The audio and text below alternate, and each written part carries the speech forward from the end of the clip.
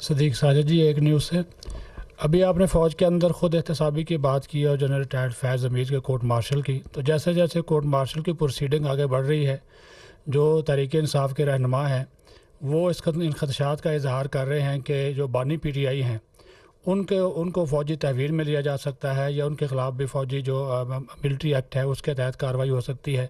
इस पर क्या कहेंगे? देखिए, मैंने आपको पहले अर्ज़ किया कि एक सब्जुडिस मैटर है और आपका सवाल हाइपोथेटिकल भी है, लेकिन मैं आपको ये ज़रूर कहूँगा कि फ़ौजी कानून के मुताबिक कोई भी शख्स अगर किसी फ़र्द को या अफराद को जो आर्मी एक्ट के ताबे हों उनको अपने ज़ाती या सियासी मकासद के लिए इस्तेमाल करे और उसके सबूत और शवाहिद मौजूद हों तो कानून अपना रास्ता खुद बना लेगा।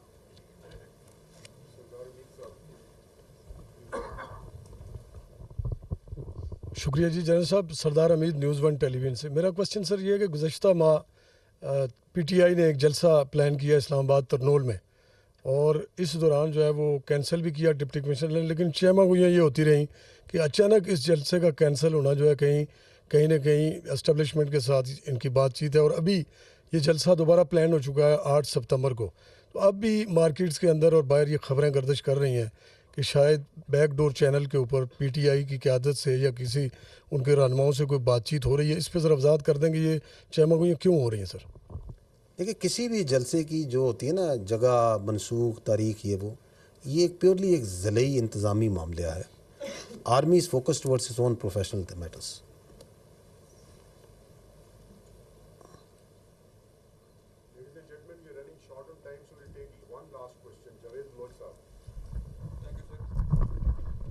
सर, जावेद बलोच, न्यूज़ से। सर, मेरा क्वेश्चन जनरल फैज़ से मुतल्लिक है कि ऑलमोस्ट 3 वीक्स हो गए हैं उन्हें गिरफ़्तार हुए और फिर जनरल कोर्ट मार्शल की कार्रवाई भी हो रही है। उसके बाद सर खबर आती है कि 2 ब्रिगेडियर्स और एक कर्नल भी गिरफ़्तार हुए। सर, पता ये करना चाह रहा हूँ कि प्रोसेस क्या है, कितना टाइम लेगा ये सारी कार्रवाई मुकम्मल होते हुए, और सर दूसरा ये कि कितने और लोग हैं जो गिरफ़्तार हो चुके हैं इसके बाद? देखिए, जो हमारा मिलिट्री का सिस्टम है, कोर्ट मार्शल का या लीगल सिस्टम है, ये बिल्कुल बड़ी सुरत से काम करता है। It works with speed. लेकिन जो कानूनी और इंसाफ के तकाज़े हैं वो मुकद्दम है। तो जिसका भी कोर्ट मार्शल होता है उसको फेयर ट्रायल के, उसको वकील करने के, गवाह पेश करने के, जरा करने के, सबूत पेश करने के और अपील करने का ये तमाम हक हासिल होते हैं। इसलिए इस पे कोई हतमी टाइम फ्रेम नहीं रखा जा सकता। और जहाँ तक आपने बात की है कि और कितने लोग गिरफ़्तार हुए हैं, तो मैं आपको पहले भी अर्ज़ की कि ये एक सब्जुडिस मैटर है, एक ऑनगोइंग कानूनी केस है, ठीक है ना। और उसमें जो ज़रूरी ज़ियात और तफ़सीलात होंगी, जो मुनासिब होंगी, वो आपको बताई ज़रूर जाएंगी। लेकिन मैं आपको ये बता दूँ कि जो भी शख्स इस केस में मुलव्वस होगा वो कानून की गिरफ्त से बाहर नहीं रहेगा, चाहे उसका कोई भी ओहदा हो, चाहे उसकी कोई भी हैसियत हो। Thank you very much.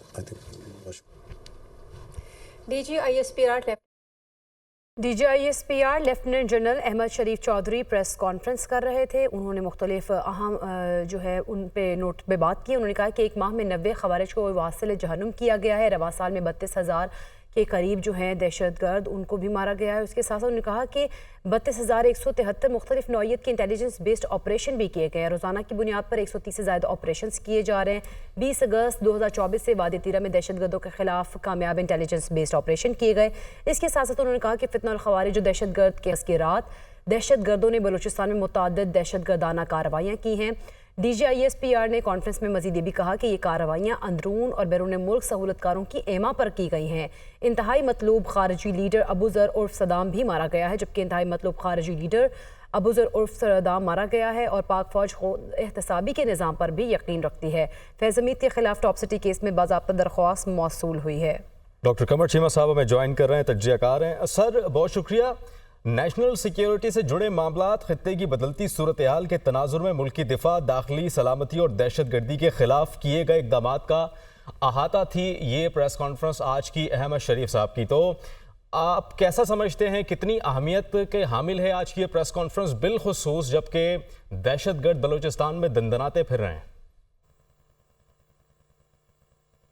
बहुत शुक्रिया। देखिए, पहली बात तो ये है कि DGISPR ने एक चीज़ पाकिस्तानी अवाम को बताई है कि जब अवाम अपने कारोबार में मसरूफ़ होते हैं, अपनी नॉर्मल ज़िंदगी गुजार रहे होते हैं, तो पाकिस्तान की अफवाज, पाकिस्तान की पुलिस जो है वो उस वक़्त ऑपरेशंस कर रहे होते हैं। जो बताया गया कि 130 ऑपरेशन किए जा रहे हैं डेली बुनियादों पे, 90 के करीब दहशतगर्द मार दिए गए हैं पिछले महीने।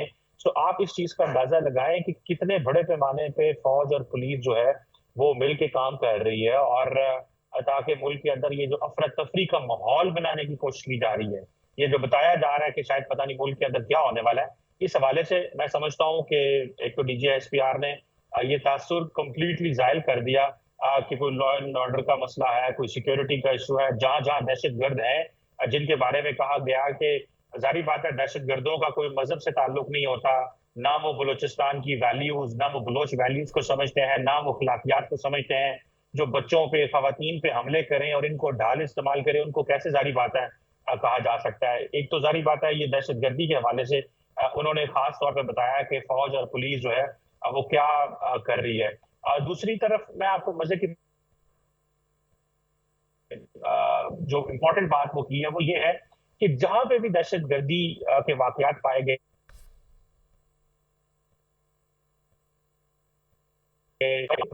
या पुलिस का काम है वो करना होता है, क्लियर करना होता है और होल्ड करना होता है। देखिए, इस चीज को समझना बहुत जरूरी है। कई लोग समझते हैं कि जी शायद फौज के सारे काम है। देखिए, क्लियर करना, किसी जगह पे अगर दहशतगर्द पाए गए हैं तो वो फौज का काम है। उस इलाके को कुछ देर के लिए होल्ड करना ताकि वहां पे मजीद क्लियरेंस की जा सके, लोगों को निकाला, दहशतगर्दों को सफाया किया जा सके। उसके बाद जो इंपॉर्टेंट चीज आती है वो बिल्ड करना आता है उस इलाके को। वहां पे फिर लॉ इन्फोर्समेंट के बाद जो जिली इंतजामिया, पॉलिटिकल पार्टीज का, पॉलिटिशियंस का काम है कि वो उस पर जाके एक्शन लें। साहब हमारे साथ ही मौजूद रहेगा दिफाई तज्जियाकार ब्रिगेडियर रिटायर्ड हारिस नवाज साहब ने भी हमें ज्वाइन किया। बहुत शुक्रिया हारिस नवाज साहब, आपके वक्त का। आपने भी ये प्रेस कॉन्फ्रेंस सुनी होगी, खास तौर पर जिस तरह से उन्होंने DGISPR की जानिब से एक पॉइंट को हाईलाइट किया गया कि किसी सियासी जमात के मुखालिफ हैं, न तरफदार हैं, फौज का हर हुकूमत के साथ पेशा वराना और सरकारी ताल्लुक होता है। बड़े उन्होंने वाज़ेह तरीके से इस चीज़ को क्लियर कर दी, जबकि बहुत सारी चहमगोइयाँ जो हैं वो गर्दिश कर रही थी फौज से रिलेटेड। देखिए, उन्होंने बड़ी क्लियर DGISPR ने बात की है कि फ़ौज और इस्टेब्लिशमेंट बिल्कुल किसी भी सियासी किरदार में हिस्सा नहीं ले रही हैं। वो जो भी हुकूमत होती है आइन कानून के मुताबिक वो उसके साथ खड़ी होती हैं, जो कानून में दी हुई चीज़ें उसके बाद बात की जाती है, इसके अलावा कोई बात नहीं है। और बड़ा क्लियर कर दिया। साथ उन्होंने ये भी कह दिया कोई बातचीत नहीं हो रही है PTI से, जो बार बार जिक्र किया जा रहा है शायद अंडरग्राउंड, एब्सोल्युटली नॉट, कोई ऐसी बात नहीं है। और साथ उन्होंने बाकी चीज़ें ज़ाहिर डिटेल में बताई हैं कि क्या ऑपरेशंस क्यों कंटिन्यू हो रहे हैं, क्यों ख़त्म नहीं हो रहे हैं, इतने अरसे से चल रहे हैं। वो उन्होंने वजूहत बड़े अच्छे तरीके से बताई हैं कि फ़ौज का काम होता है क्लियर और होल्ड करना, क्लियर करने के बाद एरिया को होल्ड करना, और उसके बाद फिर जो होता है बिल्ड और ट्रांसफ़र, ये होता है सिविल गवर्नमेंट का, स्टेट ऑर्गन्स का, जिसमें provincial governments, local governments, federal काम होता है। वहाँ प्रॉब्लम होती है क्योंकि जब होल्ड करते हैं और फिर आपको एरिया वो छोड़ना पड़ता है because you have to go for different operation, तो उसमें वो दोबारा दहशतगर्द आ जाते हैं। ये सबसे बड़ी वजूहत है जिसकी वजह से ये लोकल गवर्नमेंट को, प्रोविंशियल गवर्नमेंट को इस पे बहुत ज़रूरी है, ख़ास तौर पर बलूचिस्तान और KP की गवर्नमेंट को।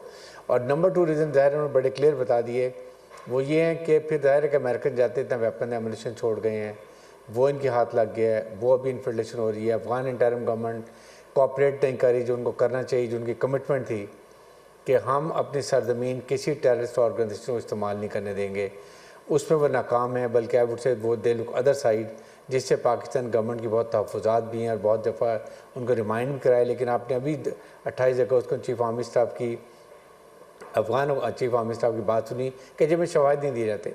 आई mean we have told every time, और पूरे डोजियर दिए हैं। उसके बाद जो वहाँ से पकड़े जाते हैं वो बड़ी क्लियर आके बात करते हैं जी हमें अफगान गवर्नमेंट की सपोर्ट है। इंडियन एम्बेसी इन काबुल में वो अमाजगाह है, BLA, BLF, मजीद ब्रिगेड, ख्वारिज TTP, उसके बाद दाइश, तमाम वहाँ पर जाते हैं, वहाँ पर रॉ कोऑर्डिनेशन करती है उनकी इंडियन गवर्नमेंट की सरबराही में और सरपरस्ती में, और वो फिर वापस पाकिस्तान में इंटरवेंशन करते हैं। यहाँ अफगान इंटरिम गवर्नमेंट का काम है। सेकंड, इसके बाद आपके पास अफगान रिफ्यूजीज इतनी तादाद में हैं, ख़ासतौर पर जो रजिस्टर्ड हैं United nation high commission refugees, उनको तो हम छोड़ देते हैं 1.4 हैं, लेकिन बाकी जो लोग हैं इलीगल हैं।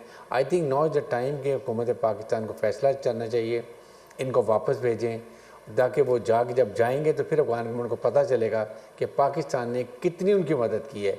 जब अमेरिकन ने एग्जिट किया उस वक्त इनकी सफारतकारी की, जब वो चले गए इन इंटरिम गवर्नमेंट के लिए, और उसके बाद आज तक हम कितनी लॉजिस्टिक सपोर्ट देते हैं।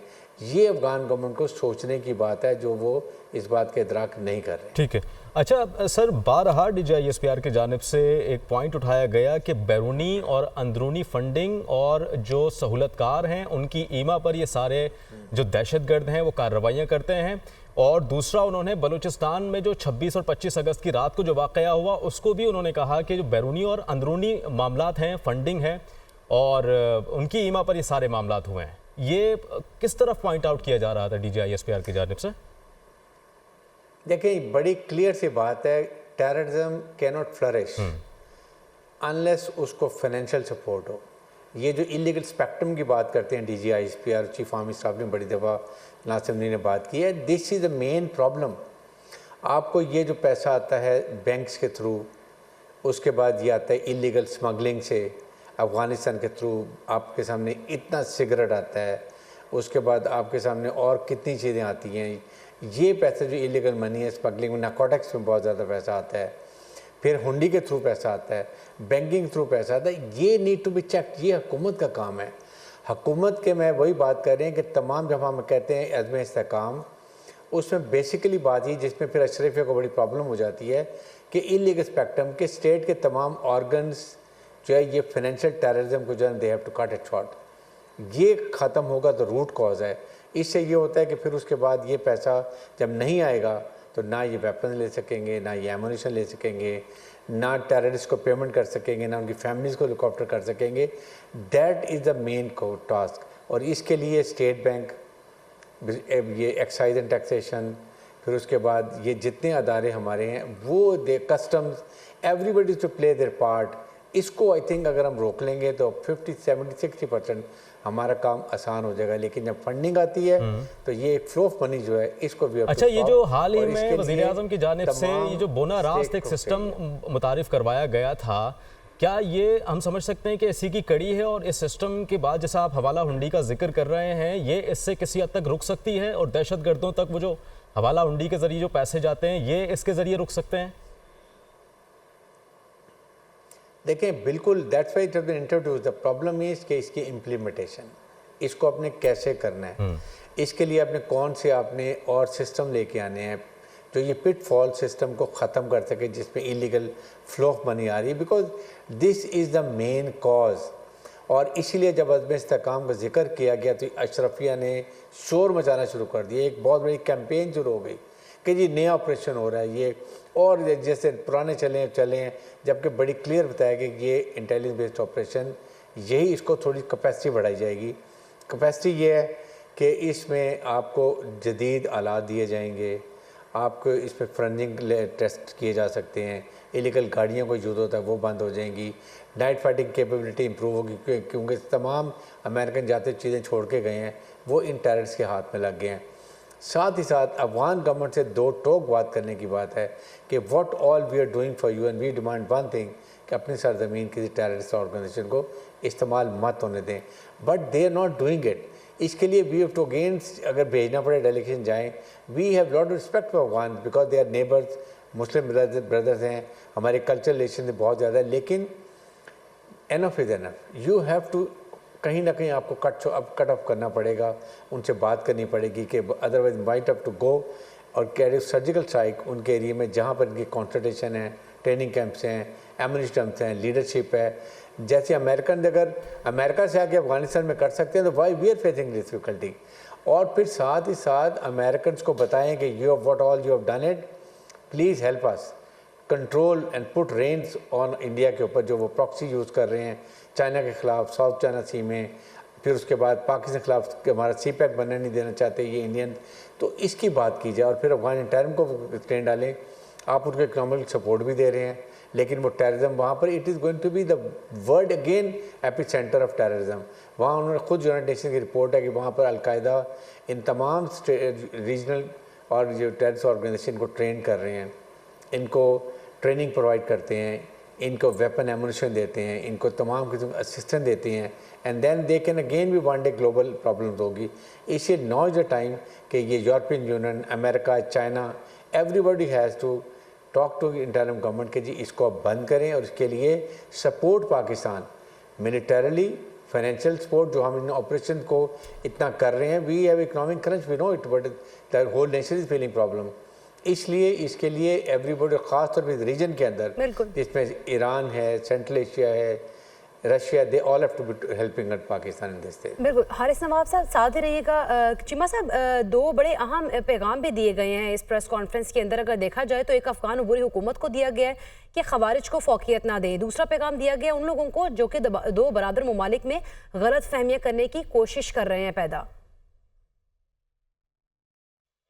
जी देखिए, मेरा ख्याल है कि ये चीज़ बड़ी क्लियर है और अफगानिस्तान की सरकार को ये चीज़ समझनी होगी कि क्या जो पिछले 40-50 साल से पाकिस्तान मुसलसल अपने अफगान भाइयों और बहनों को होस्ट कर रहा है, उनके मुश्किल तरीन वक्त के अंदर पाकिस्तान ने उनकी मदद की है।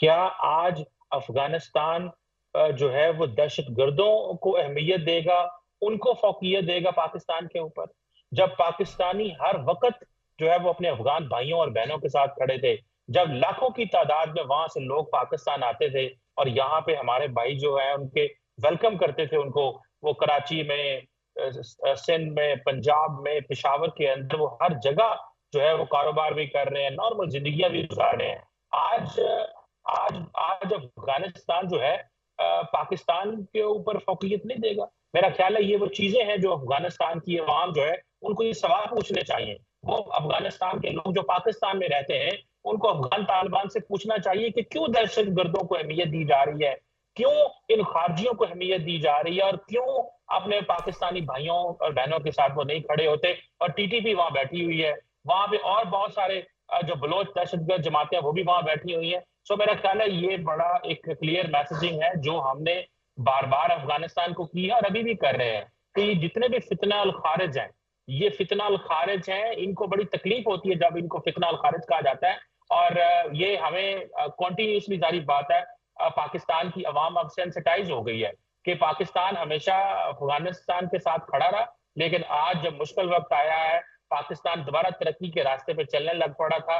पिछले 10 साल में CPEC की इन्वेस्टमेंट थी, अभी दोबारा मौजूदा हुकूमत जो है और मिलिट्री लीडरशिप जो है वो सऊदी अरब, UAE और बाकी मुल्कों में जाके जो फॉरेन डायरेक्ट इन्वेस्टमेंट के लिए जो बातें करके आई, वो पैसा पाकिस्तान आने वाला है। तो माहौल क्रिएट किया जा रहा है। अगले महीने चाइनीज प्राइम मिनिस्टर इस महीने आ रहे हैं पाकिस्तान, तो वो माहौल किया जा रहा है कि नहीं वहां पे ना जाइएगा, वहां पे सिर्फ और सिर्फ हिट किया जाता है उन लोगों को जो कारोबार करते हैं, जो बिजनेस करते हैं, जो डेवलपमेंट में रोल प्ले कर रहे हैं, उनको हिट किया जाता है ताकि जो बलोचिस्तान के अंदर जो महरूमियां हैं उनको शायद वो जो उजागर कर सकें। देखें, पाकिस्तान की जो कौम है, आप पूरी दुनिया में पिछले 20 सालों में देखें, बहुत सारे मुल्कों ने दहशतगर्दी की जंग लड़ी और पाकिस्तान की फौज ने भी लड़ी है और पाकिस्तान की अवाम ने भी लड़ी है। जितने मुतहद होकर और जितनी यूनिटी ऑफ कमांड पाकिस्तान के अंदर, फौज के अंदर, अदारे के अंदर और अवाम के अंदर थी, ये कहीं नहीं है। अब हमें आके जिस चीज पर फोकस करना चाहिए वो एक जिसको कहते हैं ना कॉम्प्रिहेंसिव अप्रोच हमें अडॉप्ट करनी है। और वो कॉम्प्रिहेंसिव अप्रोच यही है कि जो हमारी पॉलिटिकल लीडरशिप है उनको हेल्प करना है लॉ एनफोर्समेंट एजेंसीज को कि जो जहां से क्लियर एंड होल्ड किया जाता है आगे बिल्ड करें, वहां पे फंड्स इस्तेमाल करें, वहां डेवलपमेंट करें, वहां स्कूल में, कॉलेजेस में, फैक्ट्रियों में कारोबार का माहौल दें ताकि लोग दोबारा अपनी नॉर्मल जिंदगियां गुजारें। और वो जो कंस्ट्रक्शन होती है, जो डेवलपमेंट होती है, उसमें लोकल्स को एतमाद में लेके उन तक वो सब कुछ ट्रांसफर किया जाए ताकि उनको महसूस हो कि उनकी पुलिस और फौज ने जो दहशतगर्दों को निकाला है। उसके बाद अब जो हमारे जो पॉलिटिशियंस हैं, जो रिप्रेजेंटेटिव है, वो भी रोल प्ले कर रहे हैं। सो मेरा ख्याल है कि ये एक डायरेक्शन में हम आ गए हैं। शुरू जो हुकूमत आई है तो तासुर ये दिया जाने लगा है कि शायद इसको डिस्टेबलाइज किया जा सकता है, मैं नहीं समझता इसको डिस्टेबलाइज किया जा सकता है, क्योंकि हमें बड़ी अच्छी से पता है कि हमारी फौज की बड़ी कमिटमेंट है। आप देखें कि जिन लोगों ने पाकिस्तान फौज आज से 20 साल पहले ज्वाइन की, आज वो बड़ी सीनियर पोजीशंस में, और उनको पता है कि एज ए लेफ्टिनेंट भी वो, एज ए कैप्टन भी वो दहशतगर्दों से लड़ रहे थे, और as a top officer brigadier और जनरल भी वो लड़ रहे हैं। सो पॉइंट ये है कि हमारी जो अदारे हैं वो कमिटेड है, यूनाइटेड है, और पॉलिटिकल क्लास को, पॉलिटिशियंस को और सिविल ब्यूरोक्रेसी को, इन बिल्कुल सबको चीमा मिल साहब, करके आपका पॉइंट आ वो गया जो है। जिस तरह से आपने महरूमी को भी बात टारगेट की है कि पाकिस्तान जो है वो हमेशा से ही होस्ट करता है अफगानिस्तान से जो अफगान मुहाजिरीन थे उनको भी, लेकिन हारिस नवाज साहब, जिस तरह से चीमा साहब की भी गुफ्तगू आपने सुनी होगी, फिर आपने भी जिस तरह से वाजे किया कि फ्लोरिश कर रहे हैं, वहाँ पे ट्रेनिंग भी उनकी अफगानिस्तान में हो रही है, तो अफगानिस्तान की हुकूमत क्यों नहीं अंडरस्टैंड कर पा रही इस चीज़ को? देखें, प्रॉब्लम यह है कि the ideology of Afghan Taliban और ये जो खारजी हैं, टीटीपी है, दाइश है, इन सब की एक है। इन्होंने काफ़ी सपोर्ट किया जब अमेरिकन को पुश आउट करने के लिए, तो अब इसकी वजह से इन्हें ऑब्लिगेशन हैं और ये इसीलिए दूसरी तरफ देखना शुरू कर देते हैं। बट नाउ ग्राउंड रियलिटीज़ को देखना चाहिए कि आप अपने हमसाया मुल्क में जो हर मौके पे आपके साथ खड़ा हुआ है, डिस्पाइट इतनी हमें प्रॉब्लम हो रही हैं, अभी भी हम आपसे ताल्लुकात अच्छा चाह रहे हैं, बातचीत करना चाह रहे हैं और हम आपको लॉजिस्टिक सपोर्ट दे रहे हैं। आज पाकिस्तान अगर इनको लॉजिस्टिक सपोर्ट ना दे और अफगान जितने यहाँ पर इलीगल इमिग्रेंट्स हैं इनको हम वापस अफगानिस्तान भेज दें, just imagine what will happen. इतना हम इनकी मेहमानदारी करते हैं, लेकिन मेहमानदारी भी की एक लिमिट होती है। और फिर पूरे पाकिस्तान में ये लोग फैले हुए हैं। अगर रेफ्यूजीज़ होते हैं उनको एक एलोकेटेड एरिया दिया जाता है, वहाँ पर वो रहते हैं, वहीं उनको सपोर्ट की जाती है। 1.4 मिलियन तो हम वैसे अफगान रिफ्यूजी जो यूनाइटेड नेशंस के रजिस्टर्ड हैं वो हमारे पास हैं, और उसके अलावा भी कोई 10-15 लाख हैं। इमेजिन करें, तो ये अफगान गवर्नमेंट को समझने की बात है। इसलिए ख़ास तौर पे इंडियन गवर्नमेंट वो ओपनली कहते हैं बलूचिस्तान को डिस्टेबलाइज करेंगे, बलूचिस्तान को हम कोशिश करेंगे अल्लाह न करे अलहदा कर दें, CPEC ना बने दें। देखिए वजह क्या, why Balochistan is so volatile, they don't want कि वहाँ पर CPEC मनसूबा कामयाब हो, गवादर पोर्ट ऑपरेशनलाइज हो। सोचें कितनी बड़ी पाकिस्तान को इकनॉमिक जंप ऑफ पॉइंट मिलेगा। पाकिस्तान एक इस्लामिक मुल्क है, पाकिस्तान एक न्यूक्लियर मुल्क है, पाकिस्तान की फ़ौज बहुत लड़ाका है, पाकिस्तान की जियोस्ट्रेटिक लोकेशन बहुत अहम है। अगर इकनॉमिक तरक्की करेंगे CPEC से तो हम अपने फ़ैसले अपने मुल्क की मफादात में करेंगे, ये वो नहीं चाहते। दे वांट कि हमारे वर्ल्ड बैंक के चुंगल में पते रहें, उनके मर्जी के फ़ैसले रखते रहें, ऐसे टैक्स लगाते रहें जिससे अवाम में खुशहाली ना हो और वो पाकिस्तान की हुकूमत के पास खिलाफ होते रहें।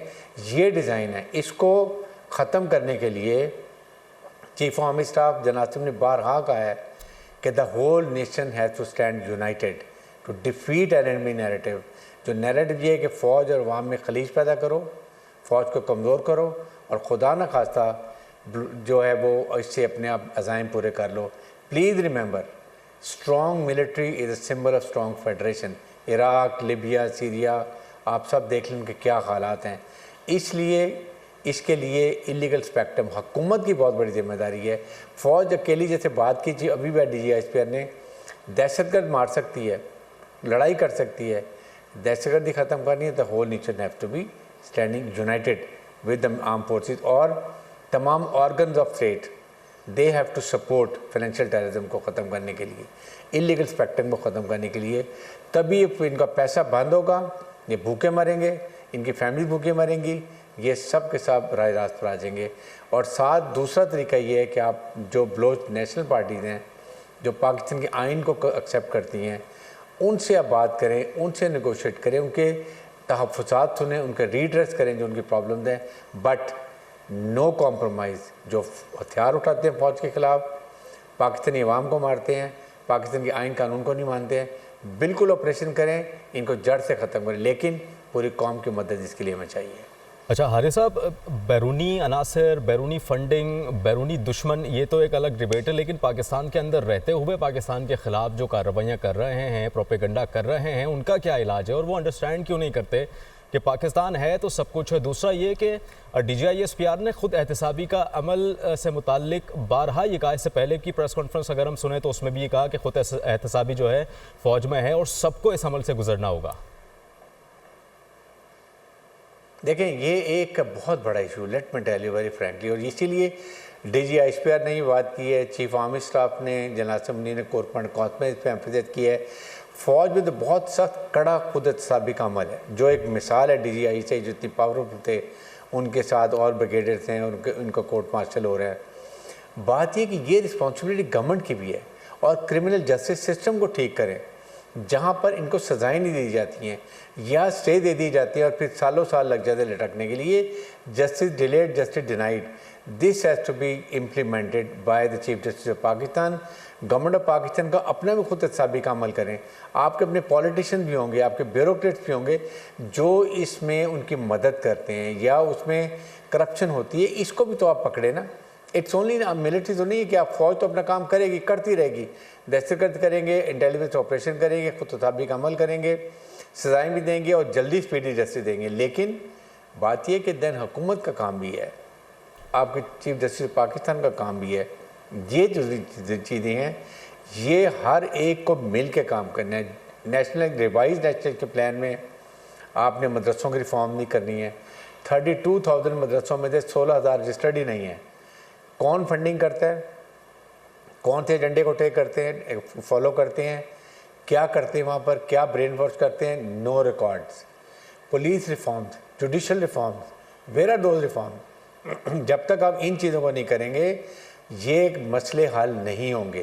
पाकिस्तान को फिर फेक न्यूज़ की जो बात कर रहे हैं, मेन इशू ये है कि फेक न्यूज़ उस वक़्त लोग बाय करते हैं जब वो खुशहाल नहीं होते हैं, उनके हुकूमत कॉन्फिडेंस नहीं होता है, महंगाई नहीं होती है, वो बच्चों को तालीम नहीं दे सकते हैं, अपने कारोबार ज़िंदगी नहीं कर सकते हैं, जान और माल की हिफाजत नहीं होती है।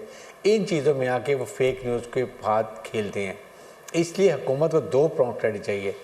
एक तो साइबर क्राइम के थ्रू जो भी आप कर रहे हैं ज़रूर करें, काउंटर नैरेटिव को एक नया लेकर आएँ प्रोपेगेंडा के ख़िलाफ़। सेकंड, आवाम खुशहाल